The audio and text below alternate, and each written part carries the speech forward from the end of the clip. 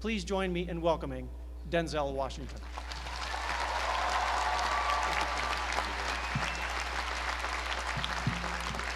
Thank you.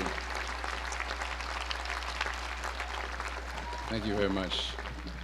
I am obviously the most unorganized. Everybody else has nice boxes to bring their script up in. I just kind of got it all messed up here and put it inside of a magazine. So in fact, I don't even have it in the right order. Wait a minute, let me get it in the right order here. So if it starts flying around the stage, just, run around and grab it for me and bring it back up here for me. I'll keep going as I can. President Gutman, Provost Price, Board Chair Cohen, fellow honorees, beautiful honorees, and today's graduates. I'm honored and grateful for the invitation today. It's always been great to be on the Penn campus. I've been here before a lot of times for basketball games. My son played at the Palestra, played on the basketball team. Yeah, that's right, played on the basketball team. Coach didn't give him enough playing time. We'll talk about that later. No, but I'm really pleased with the progress that Coach Allen has made, and no, I do. I really am, and I hope him the best success in the future. And I always get a warm welcome when I come to Pennsylvania, when I come to Philadelphia, except on the few occasions where I wear my Yankee cap.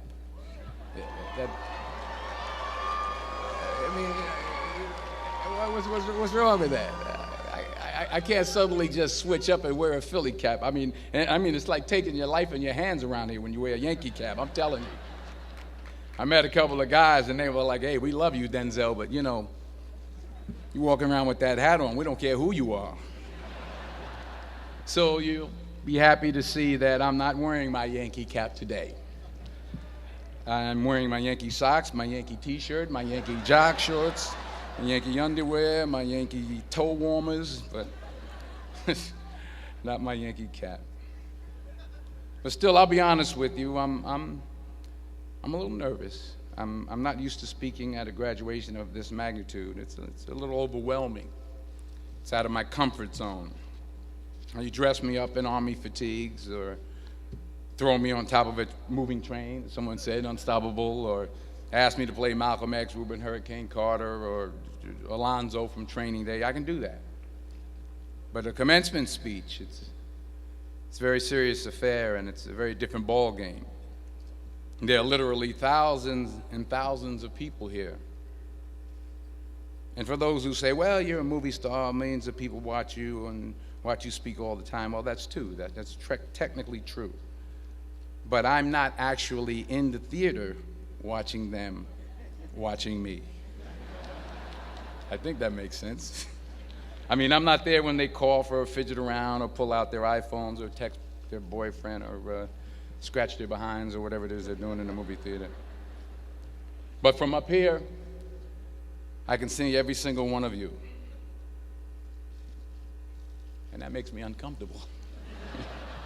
So please, don't pull out your iPhones and don't text your boyfriend until after I'm done. Please. If you have to scratch your behind, I understand. Go ahead. I was thinking about this speech, what I should say. I figured the best way to keep your attention would be to talk about something, really like juicy Hollywood stuff. I thought I could talk about me and Russell Crowe getting in arguments on the set of American Gangster, but I said, no, you're a group of high-minded intellectuals. You're not interested in that. Or maybe not. I thought about a private moment I had backstage with Angelina Jolie in a dressing room after the Oscars. But I said, no, I don't think so. This is an Ivy League school, and Angelina Jolie half naked in a dressing room. Who wants to hear about that? No one. No one. This is pen. That stuff would never go over well over here. Maybe at Drexel, but not over here.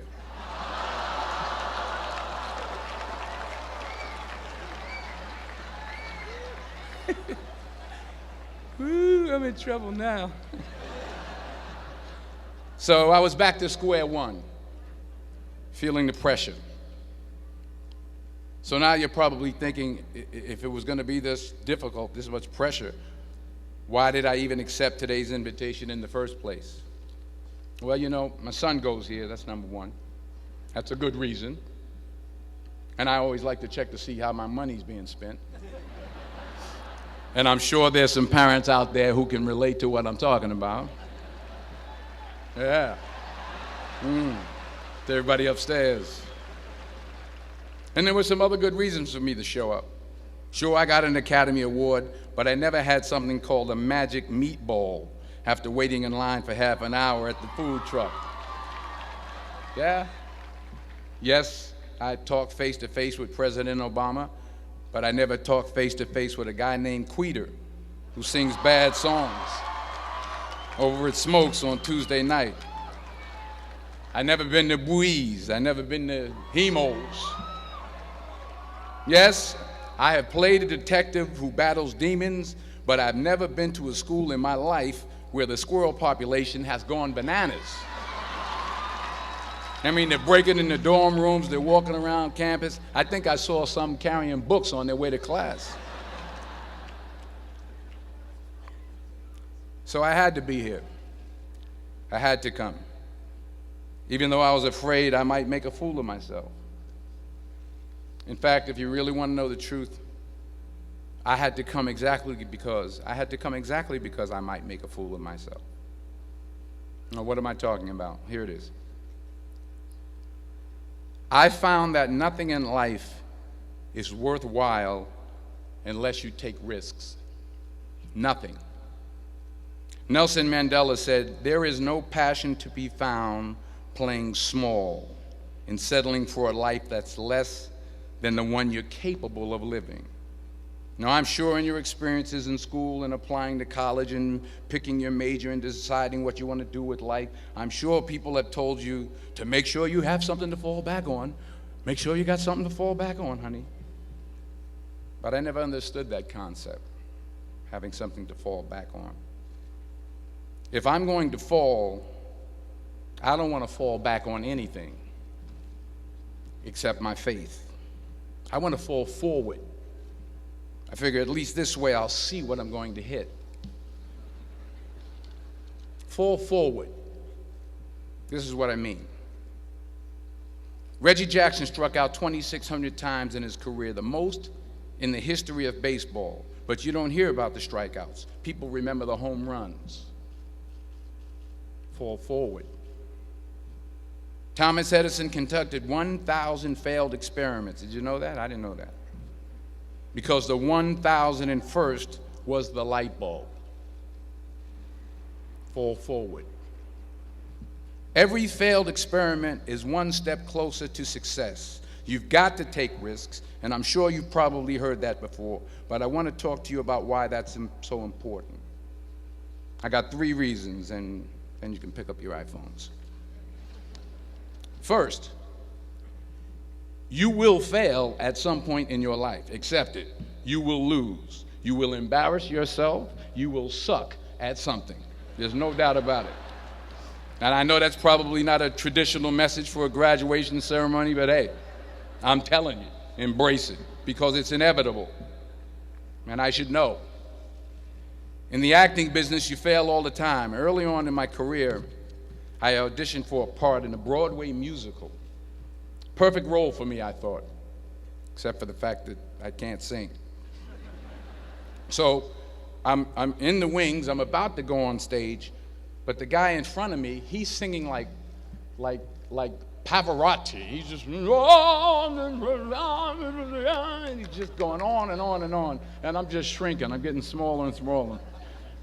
So they say, "Oh, thank you very much, and you'll be hearing from us." So I come out with my little sheet music, and it was Just My Imagination by the Temptations. That's what I came up with.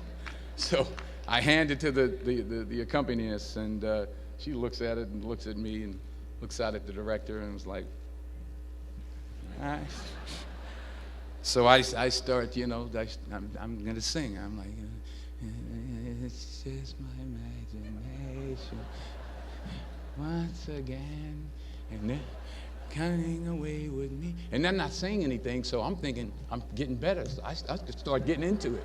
It was just my imagination. Running. They say, oh, yeah, thank you. Thank you very much, Mr. Washington. Thank you. So I assumed I didn't get the job. But the next part of the audition, he called me back. The next part of the audition is the acting part of the audition. So I'm like, hey, okay, maybe I can't sing, but I know I can act.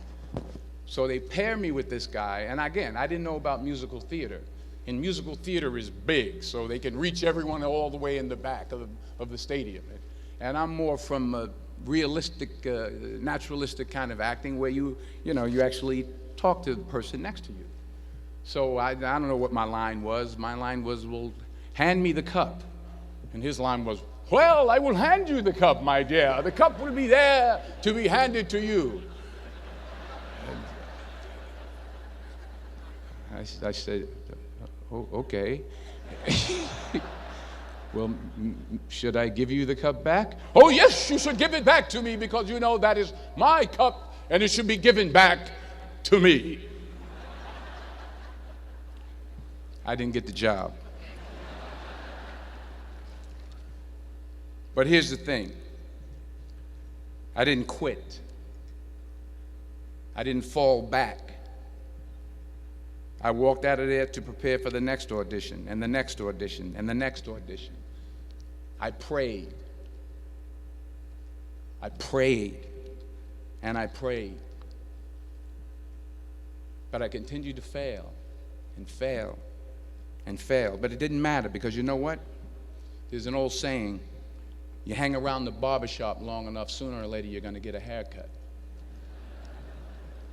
So you will catch a break, and I did catch a break. Last year, I did a play called Fences on Broadway. Someone talked about it. Won the Tony Award. And I didn't have to sing, by the way. But here's the kicker. It was at the Court Theater. It was at the same theater that I failed that first audition 30 years prior.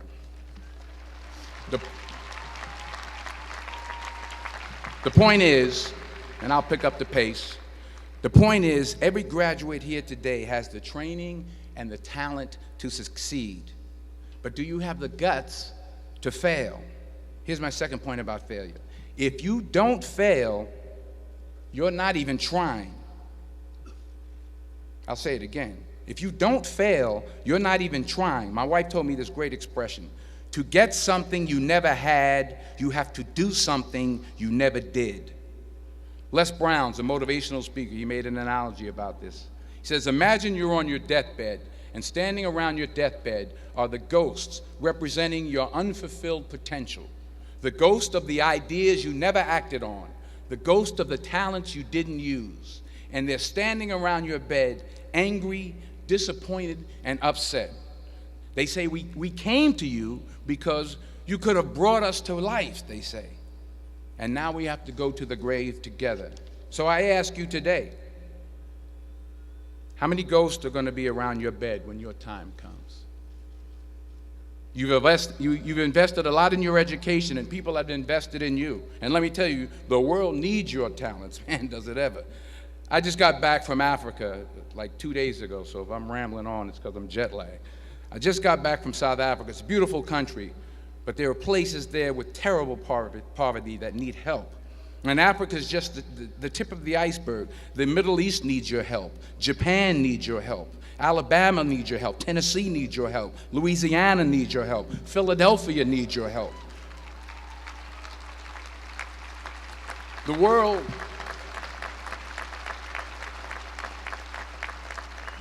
world needs a lot, and we need it from you. We really do. We need it from you young people. I mean, I'm not speaking for the rest of us up here, but I know I'm getting a little grayer. We need it from you, the young people, because remember this. So you got to get out there. You got to give it everything you got, whether it's your time, your talent, your prayers, or your treasures. Because remember this, you will never see a U-Haul behind a hearse.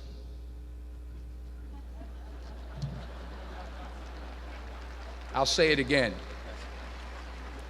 You will never see a U-Haul behind a hearse. You can't take it with you. The Egyptians tried it, and all they got was robbed. So the question is, what are you going to do with what you have? I'm not talking about how much you have. Some of you are business majors. Some of you are theologians, nurses, sociologists. Some of you have money. Some of you have patience. Some of you have kindness. Some of you have love. Some of you have the gift of long suffering, whatever it is, whatever your gift is. What are you going to do with what you have? All right, now here's my last point about failure. Sometimes it's the best way to figure out where you're going. Your life will never be a straight path. I began at Fordham University as a pre-med student. I took a course called cardiac morphogenesis. I still can't say it. Cardiac morphogenesis. I couldn't read it. I couldn't say it. I sure couldn't pass it. So then I decided to go into pre-law, then journalism. And with no academic focus, my grades took off in their own direction. Yeah, down. I was a 1.8 GPA one semester, and the university very politely suggested that it might be better to take some time off. I was 20 years old. I was at my lowest point. And then one day, and I remember the exact day, March 27th, 1975, I was helping my mother in her beauty shop. My mother owned a beauty shop up in Mount Vernon. And there was this older woman who was considered one of the elders in the town. And I didn't know her personally, but I was looking in the mirror, and every time I looked at the mirror, I could see her behind me, and she was staring at me. She just kept looking at me. Every time I looked at her, she kept giving me these strange looks. So she finally took the dryer off her head and she said something I'll never forget. First of all, she said, "Somebody give me a piece of paper. Give me a piece of paper." She said, "Young boy, I have a prophecy, a spiritual prophecy." She said, "You are going to travel the world and speak to millions of people." Now, mind you, I'm 20 years old. I'm flunked out of school. In fact, like a wise ass, I'm thinking to myself, maybe she's got something in that crystal ball about me getting back into school next fall. But maybe she was on to something, because later that summer, while working as a counselor at a YMCA camp in Connecticut, we put on a talent show for the campers. And after the show, another counselor came up to me and asked, "Have you ever thought about acting? You're good at that." So when I got back to Fordham that fall, I got in and I changed my major once again for the last time. And in the years that followed, just as that woman prophesied, I have traveled the world and I have spoken to millions of people through my movies. Millions who up till this day couldn't see me, who up till this day I couldn't see while I was talking to them, and they couldn't see me. They could only see the movie. They couldn't see the real me. But I see you today, and I'm encouraged by what I see. And I'm strengthened by what I see. And I love what I see.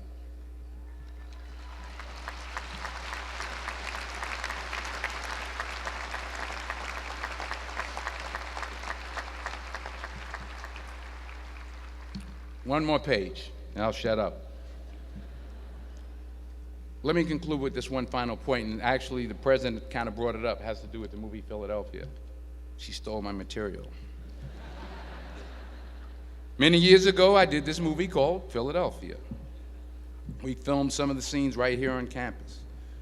Philadelphia came out in 1993. Most of you were probably still in diapers. Some of the professors, too. But that cracked me up. But it was a good movie. Rent it on, Netflix. It's a good movie. Rent it. I get 23 cents every time you rent it. Please, rent it. True. Parents up there, rent it. Netflix, please. Tell your friends too. It's about a man played by Tom Hanks who's fired from his law firm because he has AIDS. He wants to sue the firm, but no one's willing to represent him until a homophobic ambulance chaser lawyer, played by yours truly, takes on the case. In a way, if you watch the movie, you'll see everything I'm talking about today. You'll see what I mean about taking risk or being willing to fail. Because taking risk is not just about going for a job. It's also about knowing what you know and what you don't know. It's about being open to people and to ideas. In the course of the film, the character I play begins to take small steps, small risks. He very, very, very slowly begins to overcome his fears. And I feel ultimately his heart becomes flooded with love. And I can't think of a better message as we send you off today. To not only take risks, but to be open to life, to accept new views, and to be open to new opinions, to be willing to speak at a commencement at one of the best universities in the country, even though you're scared stiff. While it may be frightening, it will also be rewarding. Because the chances you take, the people you meet, the people you love, the faith that you have, that's what's going to define you. So members of the class of 2011, this is your mission. When you leave the friendly confines of Philly, never be discouraged, never hold back, give everything you got.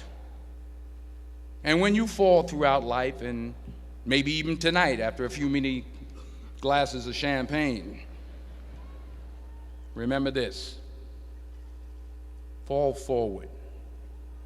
Congratulations. I love you. God bless you. I respect you.